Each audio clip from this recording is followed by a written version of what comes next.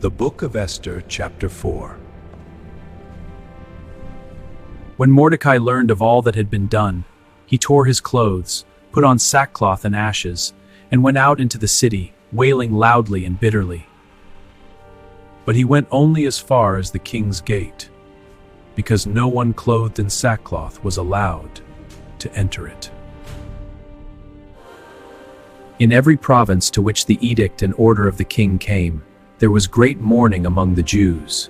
With fasting, weeping and wailing, many lay in sackcloth and ashes.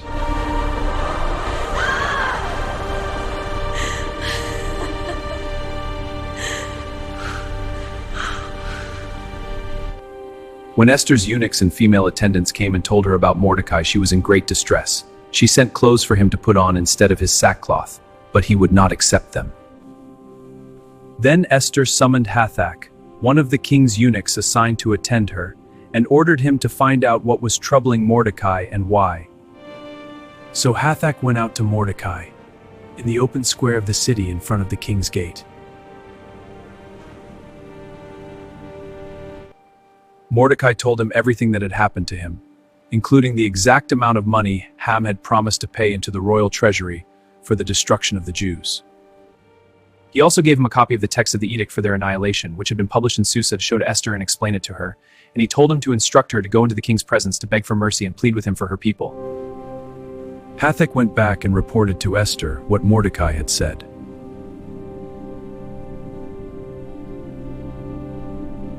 Then she instructed him to say to Mordecai, "All the king's officials and the people of the royal provinces know that for any man or woman who approaches the king in the inner court, without being summoned, the king has but one law, that they be put to death unless the king extends the gold scepter to them and spares their lives.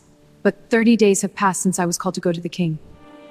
When Esther's words were reported to Mordecai, he sent back this answer: "Do not think that because you are in the king's house, you alone of all the Jews will escape. For if you remain silent at this time, relief and deliverance for the Jews will arise from another place. You and your father's family will perish. And who knows but that you have come to your royal position for such a time as this?" Then Esther sent this reply to Mordecai: "Go, gather together all the Jews who are in Susa, and fast for me. Do not eat or drink for 3 days, night or day. I and my attendants will fast as you do. When this is done, I will go to the king, even though it is against the law.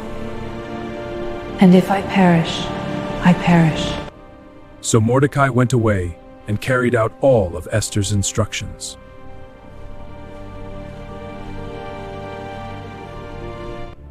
Watch out for Esther Chapter 5. Like, comment, share, and follow me.